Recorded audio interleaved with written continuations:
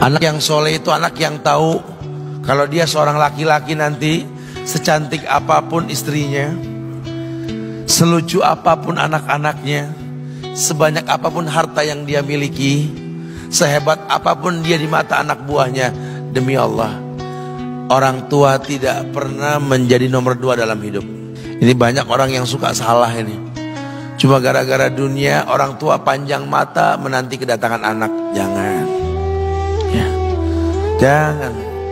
Anak yang soleh tahu sekali, sampai kapanpun ibumu, ayahmu, sampai kapanpun. Dunia nggak membuat dia lupa ada berkah keramat dunia hidup di atas muka bumi ini. Dia nggak repot datang ke makam-makam para wali. Orang tua nomor 1 yang dia temui. Ini orang hebat. Ini banyak di antara kita makam-makam didatengin, di mana saja didatengin, ngalap berkah. Orang tua panjang mata, berlinang air mata menanti, mana anakku? Mana pohon yang pernah kutanam? Mana pohon yang pernah kurawat? Kudengar dia sudah mulai berbuah, ingin kurasakan buahnya. Berani mengeluarkan dana jutaan untuk hal-hal yang gak disyariatkan.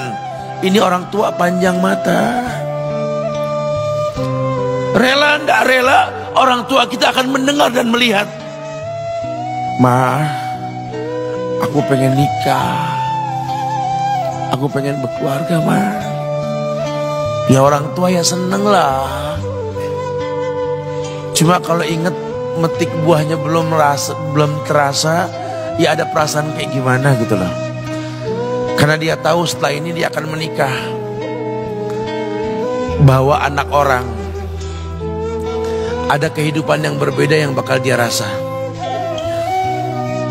Orang tua makin hari makin rentan, bukan makin seger. Yang perempuan dibawa orang, ya Allah. Baru kemarin perasaan mainin poni ini anak perempuan kita, betul. Baru kemarin mainin kepangan rambutnya, ya Allah. Ya Allah, baru kemarin perasaan saya titah dia, titah, ya Allah. Belajar jalan, bisa berlari bawa sesuatu, coret-coret tembok. Aduh, Masya Allah. Sekarang udah gede,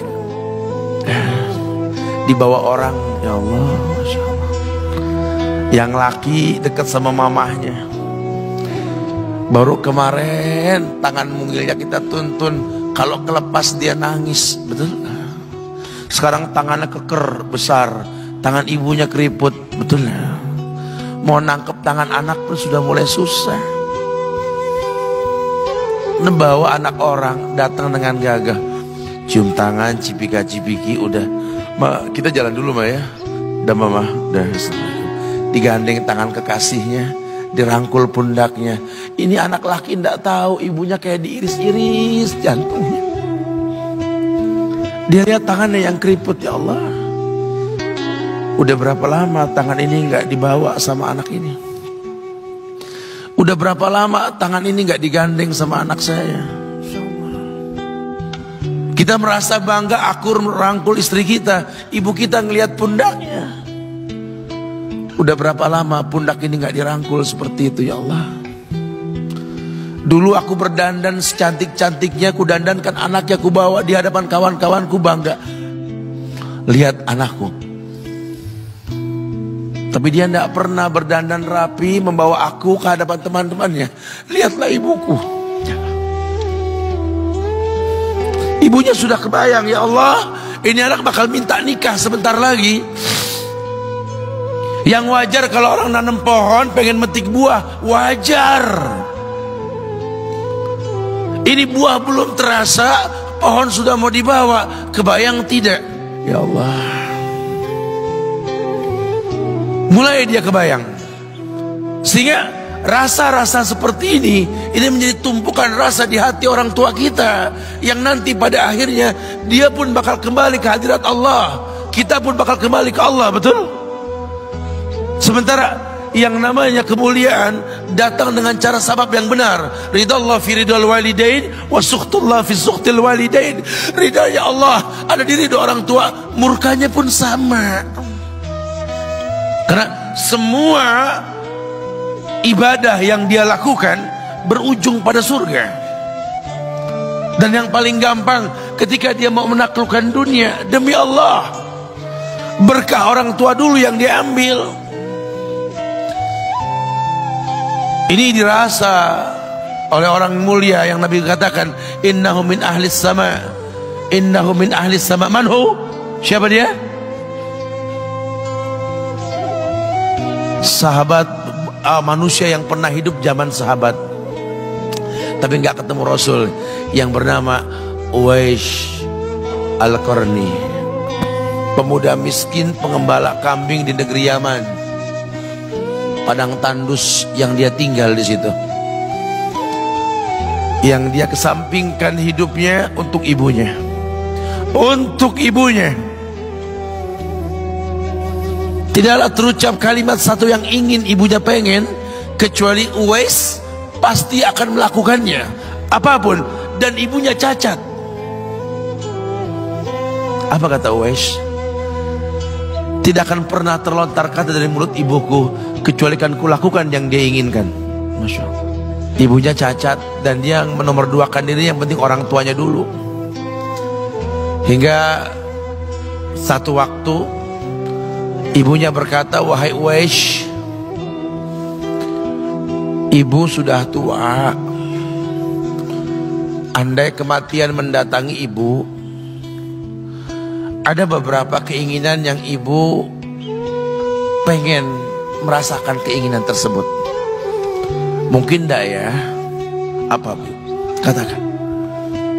Ibu pengen haji. Bengong, Wes, ya Allah Bu, ini Yaman, Hadramaut, yang sekarang saja pesawat itu bisa 3 jam menuju Saudi itu, 2 jam lebih lah menuju Saudi. Ini lebih jauh lagi, kebayang berapa ratus kilo, berapa ribu kilo nggak tahu. Ya baiklah ibu, kata Wes, aku tidak pernah menolak permintaan ibuku, tapi kali ini aku tidak bisa menjawab karena mikir gimana caranya ini. Apalagi dia seorang pemuda yang punya penyakit sopak, ada tanda-tanda putih di bagian badan itu kayak pano besar gitu. Udahlah, terserah gimana nantilah. Yang penting ini nomor 1 dalam hidup ini. Dia beli seekor anak sapi, digendong tiap hari itu sapi sama si Uwais menuju puncak gunung. Turun lagi, gendong ke atas, turun lagi tiap hari. Sampai orang bilang, Uwais gila no. Orang sapi dipiara, dia digendong tiap hari naik gunung yang tinggi. Sampai nggak berasa, dikatakan 8 bulan dia lakukan itu. Sehingga terbentuklah fisiknya yang bagus karena olahraga tiap hari bawa itu sapi. Dan sapi itu makin berat, dalam hikayat dikatakan sampai di atas 100 kilo itu sapi. Kemudian dia tetap gendong ke atas dan dia yakin, bismillah saya yakin. Sampailah bulan haji, ibu naik ke pundakku, digendong ibunya dari negeri Yaman. Subhanallah, gak ada yang gak mungkin. Lihat, dibawa ibunya ke Mekah, bertawaf di Ka'bah, dunia menyaksikan. Bahkan hikayat mengatakan dia sempat bertanya kepada sahabat Abdullah bin Umar, aku telah menggendong ibuku dari negeri Yaman menuju Mekah, bertawaf di Ka'bah ini, sudahkah aku membayar jasa ibuku? Apa kata sahabat Abdullah bin Umar? Bahkan satu hentakan napas pun ketika melahirkanmu belum terbayar. Bahkan satu hentakan napas pun ketika melahirkanmu belum terbayar. Dia selesaikan tawafnya, dia selesaikan tawafnya. Selesai tawaf, dibawa ibunya ke makam Ibrahim untuk sholat 2 rakaat. Selesai sholat, dia angkat tangan, dia berdoa kepada Allah, ya Allah, ampunkanlah ibuku ya Allah. Ampunkan ibuku ya Allah.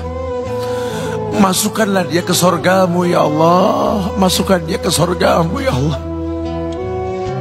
Ibunya berbisik, Uwais, sudahlah, mintalah pada Tuhanmu ampunan untuk dirimu dan sorga untukmu. Wallahi wahai ibu, Allah ampunkan kamu, Allah masukkan kamu ke sorga, cukup untukku ridhomu yang kubutuhkan wahai ibu. Lihat, manusia saleh, hasil doa Rabbi habli minas solihin. Lihat, makanya ketika Nabi mengatakan innahu min ahli sama, ini manusia penghuni langit, Umar, Ali, temui Uwais.